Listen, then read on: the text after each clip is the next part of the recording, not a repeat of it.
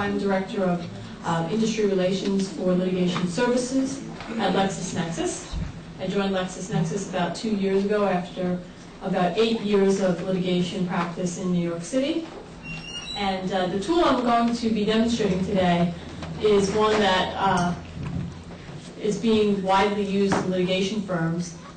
It is a godsend to litigators. And if I had access to this tool before while I was practicing, I might not have fled. And that's honestly the truth. It really does make the life of a litigator or an attorney much easier.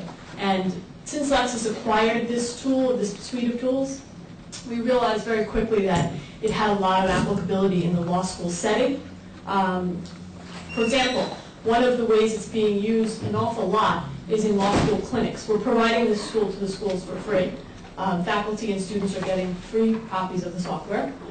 Clinics are using it in the same fashion that law firms use Casemap to manage, essentially as a repository for all of the case information and a way to manage their caseloads.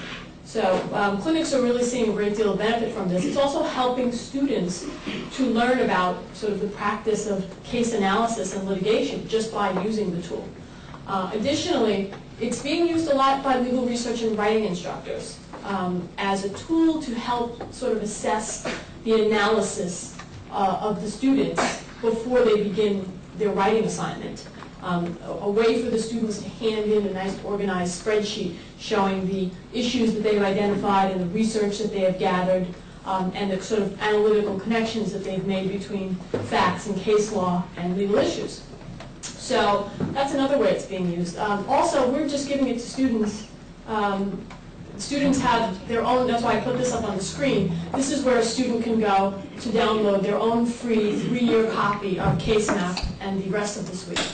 And students are using it an awful lot just to, for any writing assignment. Students are doing moot court, mock trial, writing the appellate brief for, excuse me, for their moot court assignment, the 1Ls for their legal research and writing assignments. They're just using Casemap as a way to organize their legal authorities. So essentially they're kind of using it in a more limited way than an attorney would use it for a full case. But nonetheless realizing a lot of benefit from this product. And it's actually very simple to use and simple to learn. There's a lot of support. There's a lot of webinars and tutorials at casesoft.com, which I'll put up on the screen for you. And I'll show you where those are, just so you know. So faculty, even less tech-savvy faculty, are finding it very easy to understand the tool and get up to speed on how to use it. And certainly students are picking it up very quickly. So how many, just so I can get a sense of who's in the room, how many people are IT professionals? Okay, and how many are professors or instructors? Okay.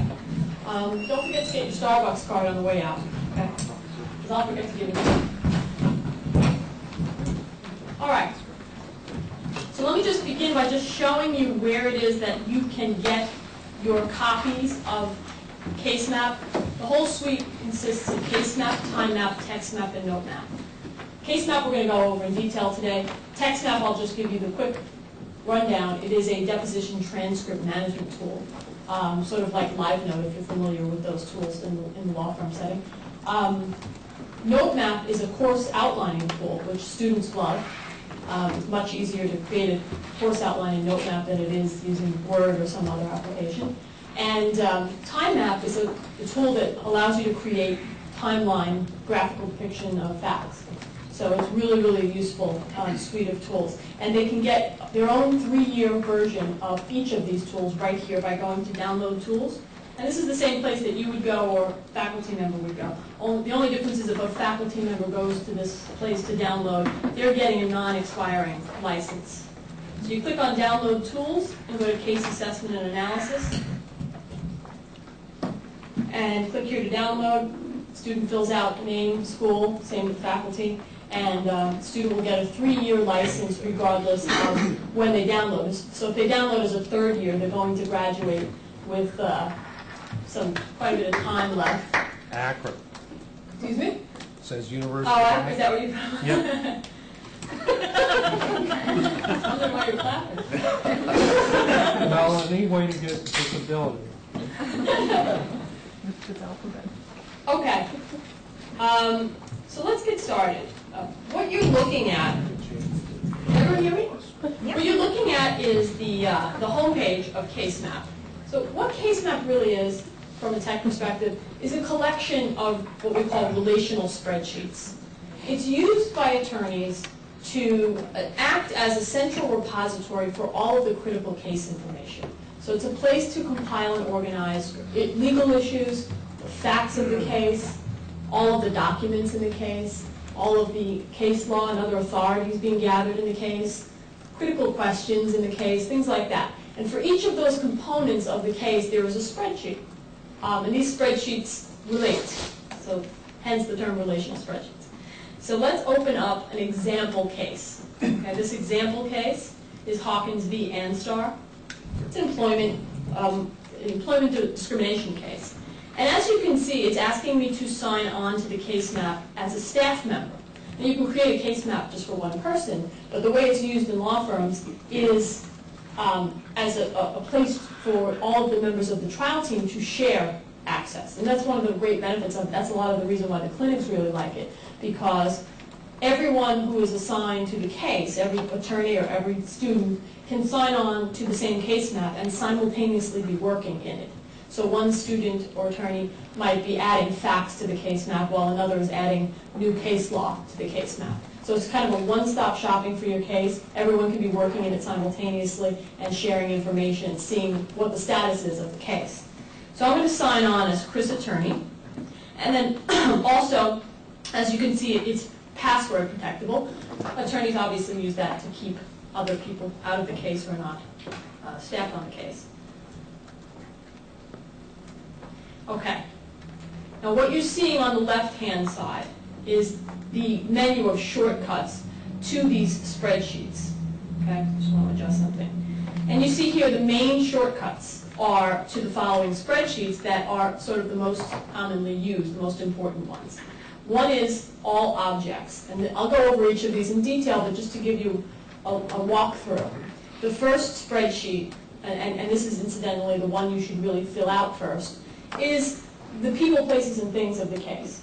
So if I opened up a case file, the first thing I would do would be to put in the cast of characters, the plaintiffs, defendants, witnesses, lay witnesses, expert witnesses, etc. Critical organizations, events, things like that. Things like pleadings would be treated as objects as well. So you put in that information, and now you've got your case map started. The second spreadsheet is basically the issue outline in the case. Okay, and this is kind of the heart of Casemap. The reason I say it's kind of the heart of the Casemap, once you have created this issue outline, of course you will modify it and change it, maybe take away issues, add new issues as the case progresses, but this is really going to be, this is an important exercise to do when first creating the Casemap, because as you go through the other spreadsheets, gathering information and adding information, you're going to be linking each of those pieces of information to one or more of these legal issues. For example, you've got facts that pertain to the wrongful termination claim. You've got facts that, law that pertains to maybe the sex discrimination claim. You're going to be linking up facts, documentary evidence, and law to each of these legal issues. That's how attorneys use it. Actually, this field here is something I just added.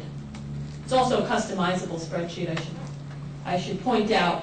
Each one of these spreadsheets, what you're seeing are the standard kind of default settings, but I've seen attorneys customize their case maps, and teachers, in a variety of ways. You can change the names of fields, you can add fields, hide fields, etc.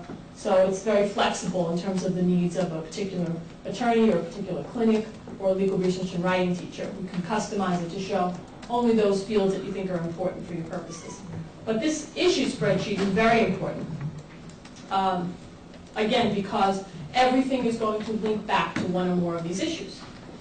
Facts. What's great about this fact spreadsheet is that you put a fact in and you put the date and it just jumps into chron order for you. So it keeps a nice chronology of the facts. And not only is it a list of the facts, but it has fields that contain critical, important analysis of each fact. Okay? Is this, what issue does this fact relate to? Is it a disputed fact? Is it a material fact? What is the source of the fact? All of the important critical information about the facts of your case is reflected here. Same goes with documents. This is not just a document index, it's a document index with a lot of information about the documents, and also links, if you want, to the actual documents in the case. So all the documents can be reviewed here, and all of the information about each document is reflected in each of the fields. What type of doc is it, who sent it, who received it, is it privileged, whatever information is important in the case, what is the source of it, etc. Again, I'll go into a little bit more detail for each spreadsheet, but I just want to walk you through. Next is your authority spreadsheet, and this is the favorite spreadsheet of students, because, let's face it, any time you're writing a brief or any type of assignment, a memo, an article, a note, a comment, you need a way to organize the sources of all of your authorities and the important excerpts from those authorities and the citation information, all of that stuff. In particular, legal research and writing, teachers like to use this spreadsheet as a way to have the students actually hand in the spreadsheet as a research log. Sorry about that. To see the authorities that the students have found, their analysis of those authorities, what issues they see them as supporting or related to. So it helps, it really is a great organizational tool for a student, but it's also a great pedagogical tool, because it's helping, what legal research and writing professors tell me a lot is that it helps them to diagnose the patient instead of dissecting the body, which means, essentially, they're able to see what the student has put in the case map and see what their analysis is thus far, whether they've identified the correct legal issues, found the right case law, making the right analytical connections between the case law and those issues before they put pen to paper and start to write that memo or brief. So the professor would take this spreadsheet and say, okay, you recognize the wrong issues here, or you got the right issues, but you got the wrong case law, and sort of correct their path before they go to write the brief or the memo. So that, in a nutshell, is how it's helping legal research and writing teachers and students. The last spreadsheet you see here is very similar to the authority spreadsheet. It's just extracts from those authorities, separated out. So you see the name of the case, and you see the particular language that you're relying on in that case. So let's start from the beginning. I'll just show you. It's very simple. I don't know why this keeps going to documents. It's all objects, it should be. All objects, as I mentioned, are mainly people, places, and things like pleadings, okay? So what you would add to your object spreadsheet is your plaintiff, your defendant, etc. And it's very simple to modify these spreadsheets, all the same. You just go to the insert key, and you add a new record, okay? So insert, new record, and I'm going to choose the type of object. I'm choosing a person. So I'm going to put myself.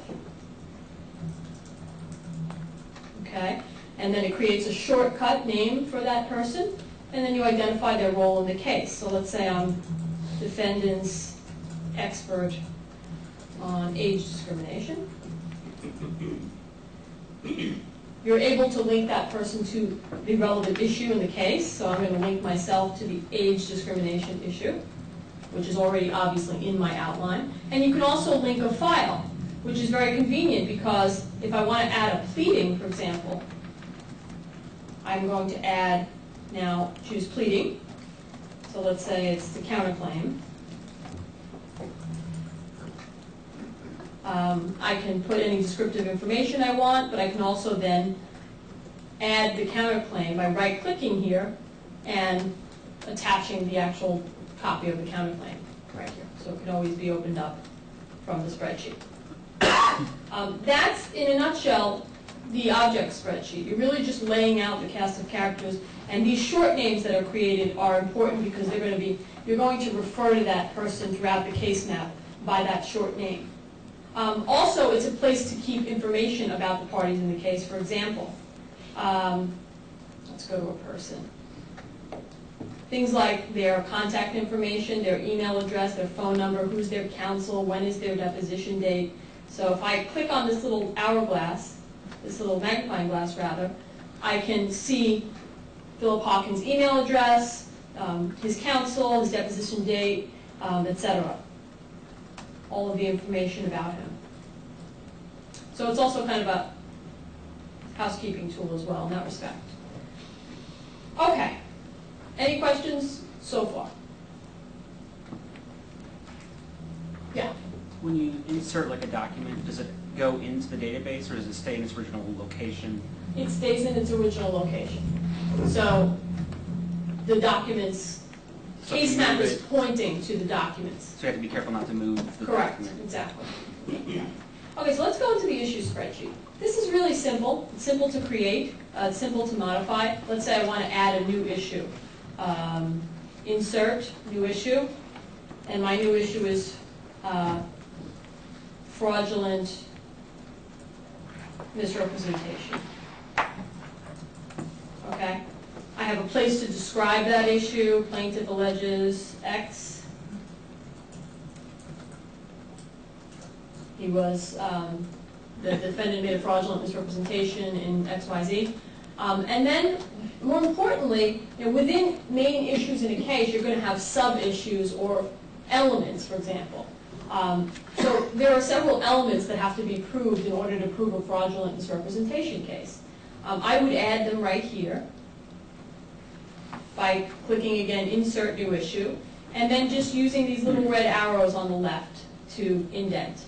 So I'm demoting that to a 2.1, and now I can put in my first element. Misrepresentation of fact by defendant. And then the next element is going to be that fact was material, materiality. And another element is damages, or plaintiff's reliance on misrepresentation. So you get the point, because obviously there are going to be facts that relate separately to each one of these sub-issues or elements. There are going to be pieces of case law that support the different elements of the claim. So you're going to want to separate them out. And also the issue outline kind of ends up serving as an outline of your brief. For example, with legal research and writing, a lot of times the students will use this as the beginning of an outline of their brief or memo, the issues. Okay, it's very important to do this. Why? And I'll go over some of these other fields and show you what they do a little bit later. But I want to go right into the facts. Because now is where you're going to really start doing that linking. I'm going to add a new fact to the case. Insert new fact. I'm going to tell it that this fact happened on 3/3/03. And the fact is that Hawkins files grievance with Human Resources alleging he was sexually harassed by Susan Sheridan. Okay, and you can see as I start to type her name, it recognizes her because she's an object in the case. So I'm just going to hit enter, and it's linking to her. Okay. The next column is asking me, the next field is asking me, why do I care about this fact? What issue in the case is it important to? Does it relate to? So this is kind of where the analysis takes place. Obviously, this fact is going to support the sexual harassment claim, and maybe some others. I can't remember all my issues, so I'm just going to pull up my issue outline by using this little tree here, my little issue tree. And now you can see the outline in front of you and just pick off the ones that apply. So I'm going to say this fact supports my sex discrimination claim, specific to Philip Hawkins, and also my sexual harassment claim, specific to Philip Hawkins. And then when I close that little box, those issues will appear right there in that field. They're all there. So I have now linked that fact to those legal issues. Next, in the status field, it's asking me, is this fact in dispute between the parties or is it undisputed? So let's say this is an undisputed fact. Filing of the grievance is not disputed. Okay? Is it a material fact? Yes, it is. It's material because you have to prove that the grievance was filed in order to establish that claim. And next you have a source column. I always tell students this is a really good practice to learn.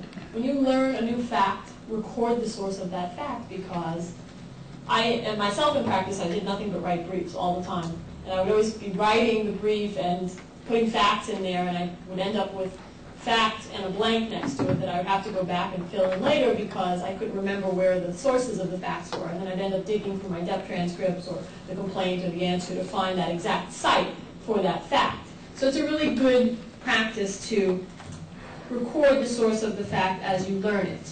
So let's say this comes from the complaint at paragraph 10. And then lastly, you have an evaluation column.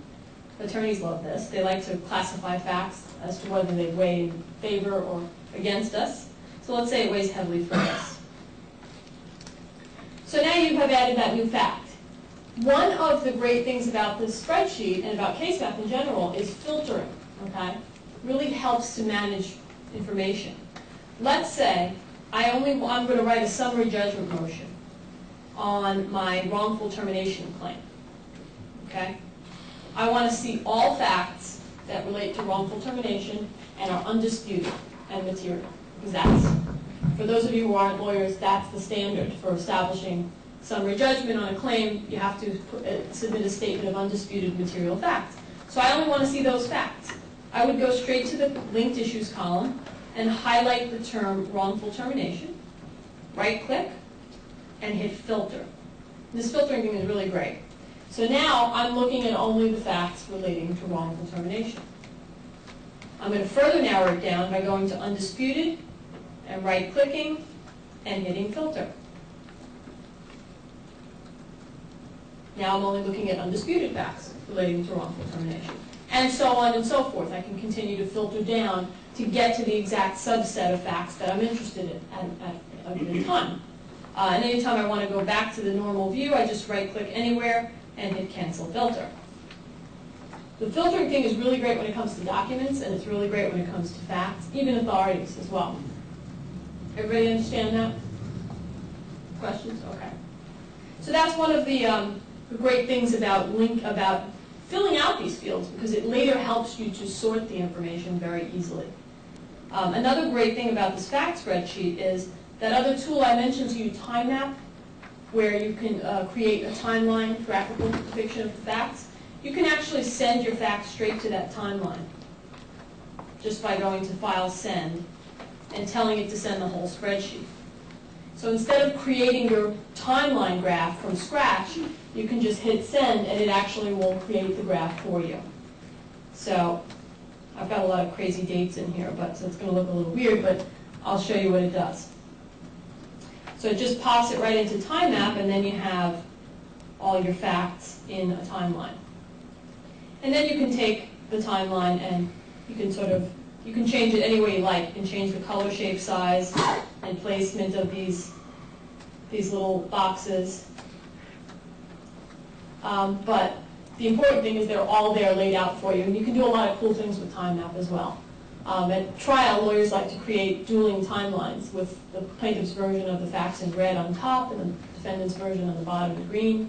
So it's a great way to depict facts. I've seen mock trial teams use it, moot court teams use it. So that's another thing the students really like. Getting back to the Casemap.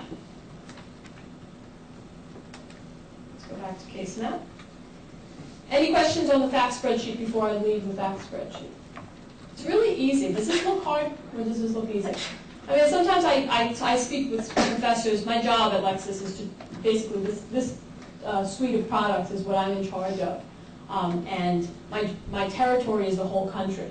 So the reason why I recognize some of you here is because I've been to your schools.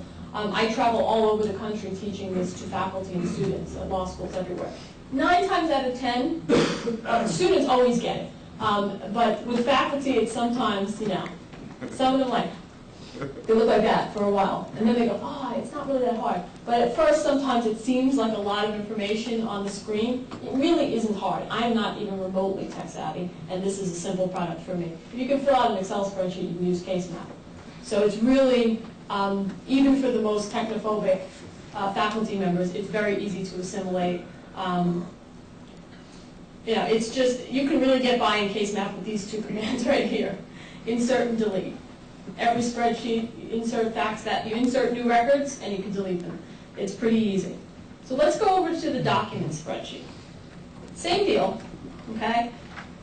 What's great about the document spreadsheet, particularly for some clinics that have a high volume of documents, you don't have to insert each document individually. You can do something called bulk import. So if you had 1,000 documents or God knows how many documents, you can just pop in your disk and it would import all of those documents at once, and you'd end up with, you know, a blank spreadsheet and all the paper clips here, and then you could open up each document, review it, and fill out the pertinent information.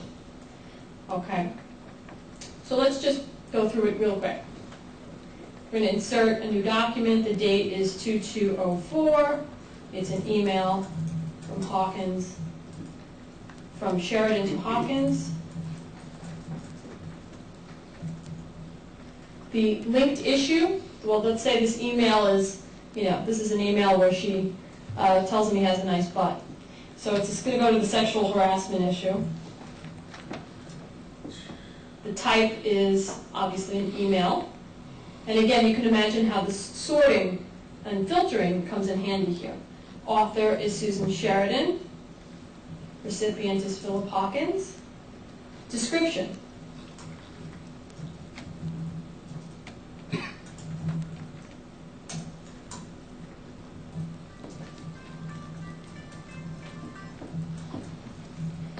Okay. Is this a key document? Yes. You'll also have a privilege column. Students are not really going to use that, but it's there. You can hide it if you don't use it. And then finally, you have a linked file column. So again, you can just right-click here and add that actual email. Attach it. So you can attach documents one at a time as well. And what's wonderful about about Casemap, especially for anybody in practice, is you can send information from documents to Casemap. So if I were to open up this document here by clicking on this paperclip and take a look at this email, I can review it and extract evidence from it and send it to my Casemap. So let me just make this a little bit bigger. So now let's say I found some really smoking gun information in here. I want to highlight that text and capture that particular fact from this document and send it over to my Casemap as factual evidence. What I do is I highlight, right-click, and just hit Send to Casemap. Everyone see that? This is great stuff for a litigator.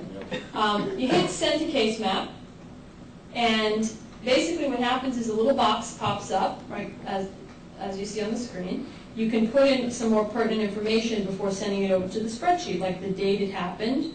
Let's say 2202. You can identify it as a key fact. You can tell it the status, which is, let's say the status of this fact is it's disputed by our opposition. Linked issue, you just click on that and it pulls up your whole issue outline. You're going to check off the issue that applies. This is going to go to sexual harassment. Where is that? Specifically to Philip Hawkins, the plaintiff. And then you go back over to your Casemap.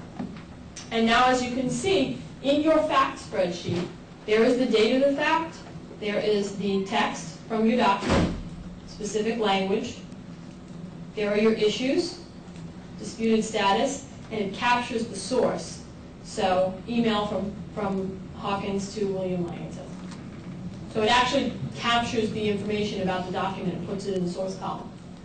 So it really streamlines, and this is what I tell students all the time who are going into litigation, this is the way it's done now at firms. They're not, like when I first started practicing, would sit there in a cold room with boxes of documents and go through them, by hand, and then make little folders and different color flags and stickies on them to identify the issues that they related to and all that stuff. Now it's the document review process is almost always done electronically, and the evidence is extracted electronically and categorized in using things like Casemap. Well, actually, Casemap is one of a kind, so I shouldn't say things like Casemap. But for those firms that have Casemap, this is the way they do it, and for firms that don't, they're kind of creating a crude version of Casemap, which is what I did in practicing. We created stuff to, similar to this, to help organize this information. Now we have something like Casemap, and you can just simply highlight and send, highlight and send, highlight and send. And that's how you're extracting information from documents. Any questions about the document spreadsheet? No? Okay. And now we're going to get to authorities. This is, as I said, this is very important in the law school setting. This is the spreadsheet most used by faculty and students. And it's great for a lot of reasons. It makes for an excellent way to organize your legal authorities and to do research in a more efficient manner. I'll show you what I mean. There are a couple of ways to populate this spreadsheet. One is the ordinary way with that insert key. Type in the name of your case. Type in, the information. What type of authority is it? It's case law. Put in your site, your jurisdiction. What issue? Again, the issue linking is very important in the authority spreadsheet as well, because you want to keep track. You're compiling these authorities, and you need to keep track of what issue they relate to. Perfect example, when I was in practice, what I spent an awful lot of time doing was I'd sit down and do like 2 hours of research. I did a lot of patent law and copyright law. I'd do like 2 hours of research and find all these cases on different issues that I was researching. And at the end of my research session, I would log off and I'd print out everything, and then I'd end up with a big stack of cases and have to go from the beginning, back through each case, and find why I pulled them in the first place. Find the language that made me pull the case, highlight it, put it in a folder labeled by issue, highlight different issues in different colors, different language in different colors to indicate what issue they related to. I had to come up with some kind of way to organize these authorities so that I could later use them for my brief. And that's not so efficient. This is a much more efficient way to do that. You have a spreadsheet in front of you. You've got your case name, type, citation, your linked issue. Let's say this relates to the wrongful termination issue. Your description, court held,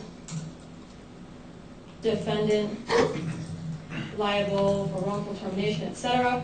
You can put as much text in here as you want. Notes. Instead of putting a sticky note or making notes in the margin of the case, you've got your notes right here.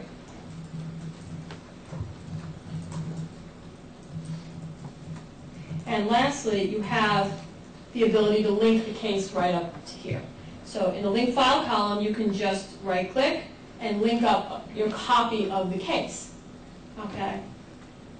But that's just one way to fill out these spreadsheets. That's the longer way. The shorter way is to utilize the integration with LexisNexis. So let me see if I can just pull up our research page and pull up a case. And I'll show you what I mean. And this is by far the most appealing feature, especially for students. Let's say I'm doing research on a variety of issues in this case, and I find a great case that's got critical language, states the rule of law on this issue, or just got something critical that I really want to rely on. I'm looking at the case, boom, there's the language. Okay? I highlight that language, and I right-click and hit Send to Casemap.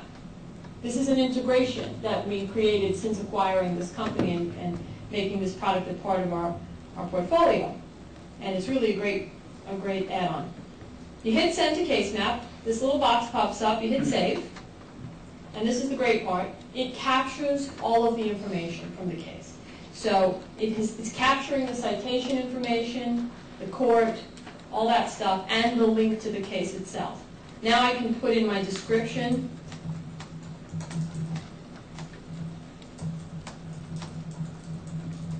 Let's say this is great language on the age discrimination issue, etc.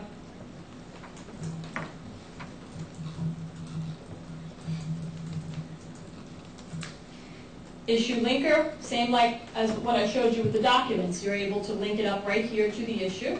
So I'm going to choose age discrimination and hit OK. And now when I go back to my case map, if I choose to flip back to my case map, you'll see that that case has now been added to both of these spreadsheets, authorities and extracts. I'm right now looking at the extracts from authorities spreadsheet. And you see I have United States, XREL, Rempus versus Schlottveld. There's the language I extracted. There's my linked issue, my description, my notes, and this little paperclip will take me right back to the case on Lexis. So there are two ways to link a case. One is if you want to link the static copy of the case, you'll just save the case as a document and link it up yourself. However, if you choose to just send from your research, it will embed a link to the case on Lexis. Yes? If you were doing it, when you're doing your research and you want to send it to Casemap, and you're working on multiple cases, do you have to have Casemap open? What happens is, if you're doing your research and you say, oh, great case, I want to get that one, you highlight it, send it, and you don't have a case map open, Yes. it will say, you don't have a case map open, which one would you like to open? Yeah, okay. So, that's about it. And the other thing is, I'm showing you the extract spreadsheet, and this is the case that I just pulled. It also automatically goes into the authority spreadsheet in alphabetical order. And you'll see here, the type is not there. Of course, you have to put in the type. But it captured the site and the jurisdiction. So it's a time saver. I have a lot of professors who love using Casemap with their research assistants because they write articles. And so they need a way to organize and compile all of the authorities that they're gathering for their article. So they'll kind of create a case map and share it with their research assistant. They can always open it up and see all the research that's being done on all the issues. And it's really great for that purpose. This is my favorite feature. So, and the sorting thing, the filtering thing comes really in handy here as well, because if I'm now looking at my extract spreadsheet, and I want to focus on the race discrimination point because I'm writing that point in brief. What I can do is just highlight race discrimination and hit filter by selection. And now I've turned it into a spreadsheet just of the race discrimination authorities. So it's nice. And then I can print that filtered spreadsheet. Okay. Any other questions? Yes? Can I just follow up on what this woman asked? So let's say that you're reading along, you're working on case X, and in cruising one of the cases for that you're looking at, you realize, man, this is really good for case Y that I also have on my desk. Is there a way for this to like go in and select the case without closing the case map that you're in? You have to, if you sent a case to one case map and left that particular case map open and then went back into your research, like so, if I go back now into my research, flip back over, and if I find some language, let's say this language is good, but it relates to a different case, I'd have to close that case map and open that other case map. You don't have two open simultaneously? No. Okay? But what is nice is, when this happened to me often in practice, I would find two different blurbs in a case that related to two totally different issues. Well, what I do, I would end up printing out two copies of the case and putting them in two different folders. Or I would print out one copy of the case and highlight different colors, or put different flags. What you can do with Casemap is just, again, same thing, highlight and send. So let's say this particular language relates to the damages claim. So I'm just going to hit my issue linker and check off damages.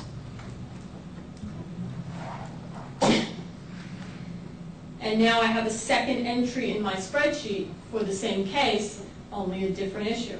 So you see what I mean? There are now two excerpts. And they're obviously two different excerpts and two different issues. But in the authority spreadsheet, obviously the case will only appear once. And it goes in automatically in alphabetical order. So what is one of the nicest things about Casemap also is the reporting feature, because you can print out a report very easily of all the information that you've put into the Casemap. You go to report books and hit case summary, and I'll show you what one looks like. There are various ways to print out your case map. You can obviously print out one spreadsheet at a time. For example, in the legal research and writing setting, a lot of times the professor will just have the student hand in their issue outline, that spreadsheet, and their research spreadsheet. So just those two spreadsheets. But if you wanted to, for example, in a firm setting, you want to hand in the whole entire case to the client or to the partner to give a status update, you create this, has a nice table of contents, gives you a cover page. Welcome to my case. Here are the issues in my case. Obviously, I haven't populated that spreadsheet, but that's the way it looks. Cast of characters, it actually breaks out the persons. So it puts the people in one spreadsheet, and then organizations in another spreadsheet. Fact chronology, there's all your facts. And then you have, obviously, your document index. And questions is another spreadsheet I didn't show you, but that's another one that's used a lot. Open question. Yeah. Is that for narrative accounts of information? Or Which one? What are you asking? open questions, I guess, is a set of Open questions is used just as you would think. Typically in a case, a team working together on a case, they come up with questions along the way. Oh, somebody has to ask so-and-so, this, or we have to depose so-and-so about that, or someone find out when Philip Hawkins left his last job. Just legal and factual questions that come up that the team has to answer. What you're able to do in Casemap, and I'll show you that spreadsheet, you're able to just put those questions in that spreadsheet and actually assign them to a member of the team. So that, and give it a due date. A lot of times what happens in practice is people forget, things get lost in the shuffle and then you end up in trial and you've got a question that hasn't been answered. So it's a great way to keep track of kind of holes of the case, things that have to be answered. Say you're doing some interviews with witnesses or clients and you want to put memos to the file. Is there a place for that in case? What kind of information are you talking about? Questions that you want to ask them? Sort of? The information you've gathered, but it's in a narrative form, it's your notes from an interview. That you would put in TextMap, and I will show that to you. I'll show that to you. We don't have time. Okay. So lastly, you have your research spreadsheet. There it is in all its glory. All your research authorities, and then finally your extracts. So it's really nice. This is a very impressive kind of report. Yeah? Where you're copying language out of the cases, I don't see a pinpoint, but maybe it's because I Good just point. can't see it. Good point. I get this question all the time from, I get this question a lot from students, and they wisely point out that that Casemap captures the citation for the case, but it's not capturing the exact pinpoint site. I think that in the next iteration of Casemap, it will do that. I'm certainly asking for that. But in the meantime, I always show them kind of a workaround, and this is what you do. Because that's a really nice thing to have, a pinpoint site. There are two ways to do it. One is, when you're in Lexis, this is very simple. If I found this language and I want the pinpoint site, I just hit copy with cite right next to the name of the case, and it gives me the exact pinpoint site. So what I tell students to do is just use their copy with cite and copy that language and then flip back over to the case map and drop it in. So you can either drop the pinpoint site right here at the end of the language, just paste it in, or I've had some students actually create a field, which you can see right here, and call it pinpoint, and then you just plop it in there. So you actually have the full site with the pinpoint site. So it's one extra step, but in my opinion, it's worth it to do that so that when you go back and refer to that language, you have the exact citation for your brief. Any other questions? Yeah. If you're litigating a similar issue, different parties, is there any way that you can take, perhaps there's a number of the citations, for example, that are relevant that you created in this file? Is there a way to transfer those into a new one, or do you just have to redo all your research and start from scratch? You know, I get that question too sometimes, mainly from clinic people. There's no way to just send to another case map. Okay.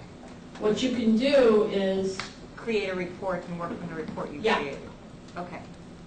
and there also you can save, you know, you can save these spreadsheets. For example, I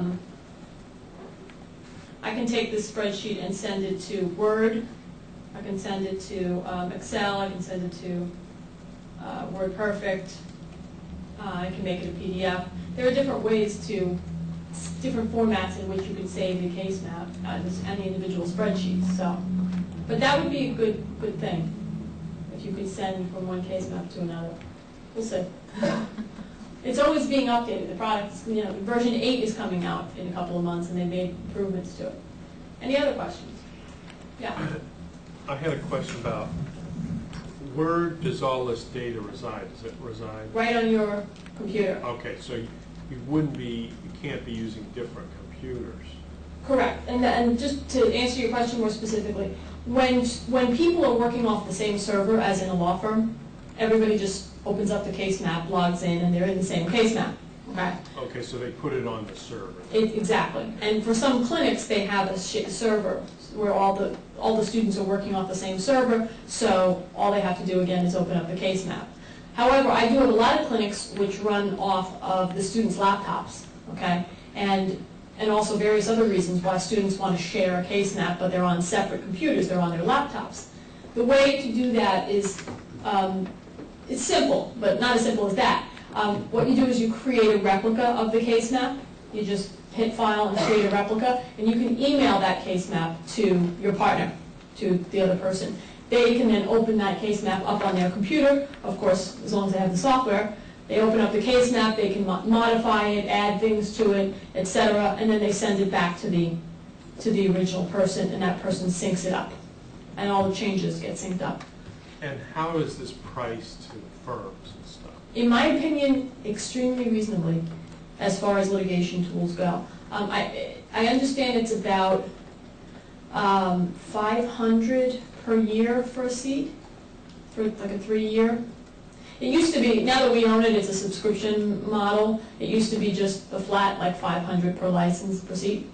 Obviously, big firms give volume discounts, like Jones Day has thousands of seats. So, but for a solo practitioner to get one seat, it's about $500. It's not bad. Somebody else was raising their hand here. My answer was a question. Thank You got it? Okay. you. Question. Yeah. Yes. When you say another person syncs it up, how does that work with, you said that documents are on the local PC? Okay. If I wanted to send you my case map, I would send you the case map, and I'd send you a zip file with the documents in it. And you just save that file to your desktop and open up the case map. As long as you save it to the same place, the case map will point to those documents. But you do have to send them separately. If I email you just the case map, it's not going to take the documents with it. You understand? On the server model, how is that going to work when all the students in the clinic will be working on case? Well, all the documents are then there on the same drive. So there's no issue. Well, there is no drive concept. That is, I'm not sure what you mean by I'm not sure what you're asking. If they're working off the same server and they're working off the same computers, I guess, One They copy don't- of the, Right. one copy of the. All the documents are in the same place, so their case map is pointing to the same place. I guess sort of related, so is there a database engine behind this, or is it just simple file sharing? While, I mean, if one student goes and opens one case map, then that student logs it and then no one else can get in? No, everybody can be in at the same So time. there's a database engine running, and what is it? You're over my head now. No. I don't know File locking's terrible. too much about the back end of this. I know from an attorney's perspective how to use it and the basics, but that's a more technical question that I wouldn't trust myself to answer for you. I would refer you to tech people at CaseLoads. But to simply answer your question, I know that one of the main benefits of this product is that everyone can be in it at the same time and modifying it and working on it at the same time. I could be in the fact spreadsheet and adding a new fact, and you could be adding research in the other spreadsheet at the exact same time, and it will update simultaneously. Yeah?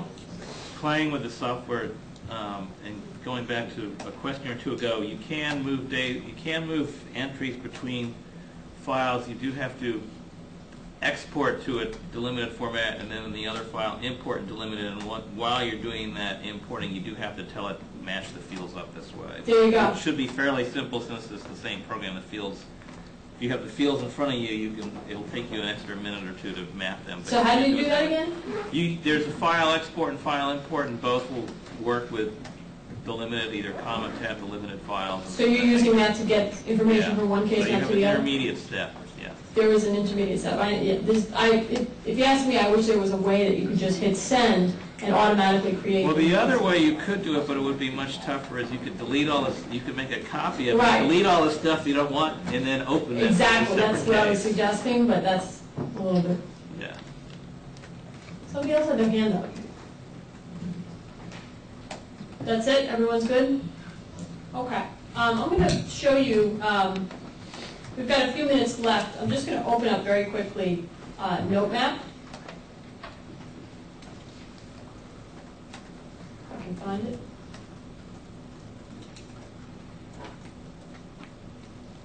And in the meantime, I should mention, let me just show you CaseSoft's website before I forget. This is the CaseSoft website, okay?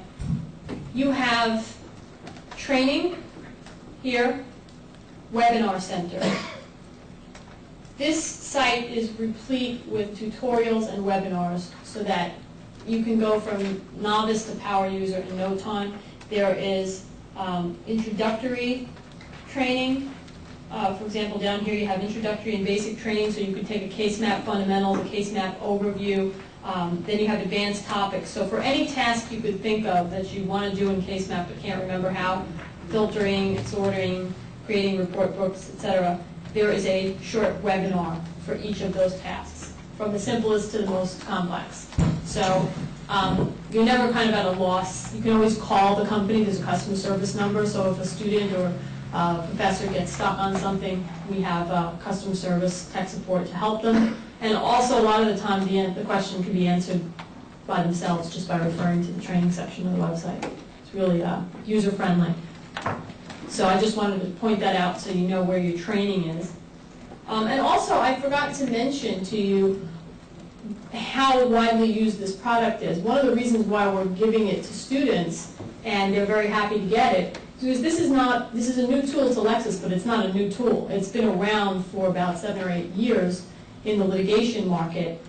It is used by almost all of the AmLaw 100 firms, Department of Justice, various government agencies, hundreds of solo practitioners, small firms, medium-sized firms. It's a very widely used software tool. So for the students to have the access to this, be able to learn about it and use it and have their own copy of it is really quite a benefit. They put it on their resume that they're proficient in Casemap when they go to the firm interviews. It helps. And then when they go into, they're very happy to have this when they go into their summer clerkship. They have their copy of Casemap on their computer. They're able to produce work product like that report book I showed you and impress the hell out of their partners or their superiors. So really, I get a lot of great feedback from students about that. And again, for legal research and writing, I teach 1Ls. this product. And you know them, they're clueless and frightened. So you would think that they would be like, oh no, we can't handle this. They adapt to it very quickly, they appreciate the value of it, they use it. Most of the time when I teach 1L classes, they say, oh my God, I wish we had known about this before we started our writing for the appellate brief, for the trial brief, or whatever.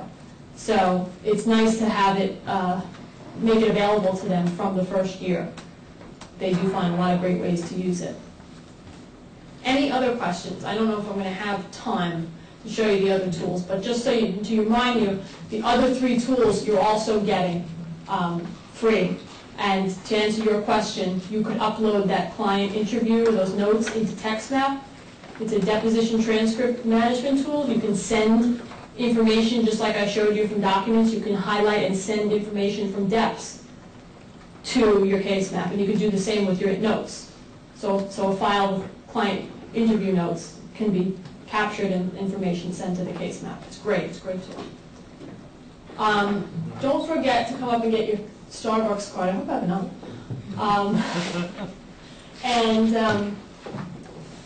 I will raffle. I'll pick somebody out of this bag, and whoever I pick is going to receive the Bose headphones. But don't forget, whoever I call, you have to give me your address because I'm going to have to mail it to you. You'll get it in about 5 days. Okay?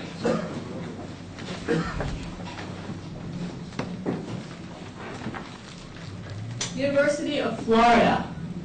Micah Johnson. Is that you? Yeah, that's my address.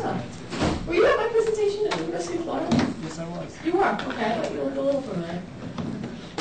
Okay.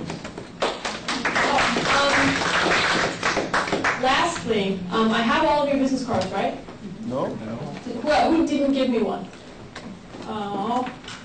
Okay, if you didn't give me one, please stop and give me one before you leave. I will.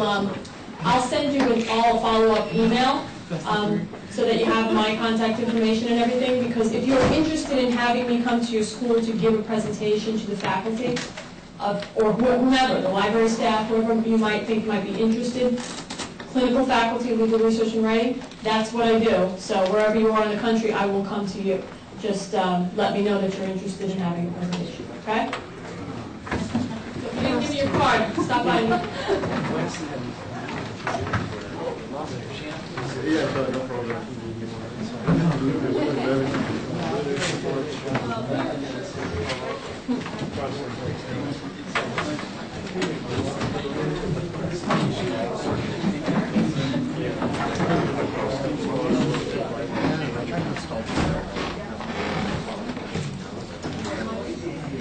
Yeah. I think it's just a growth. This used to be on work yet. Is it better?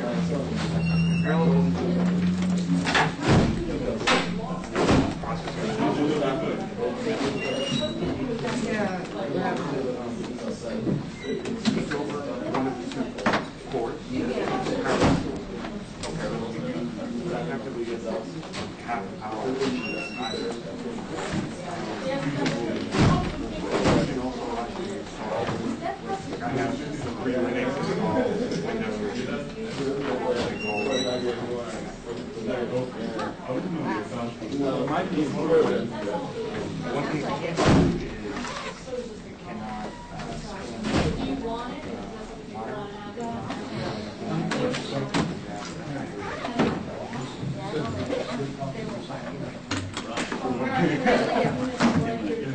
I only got one too.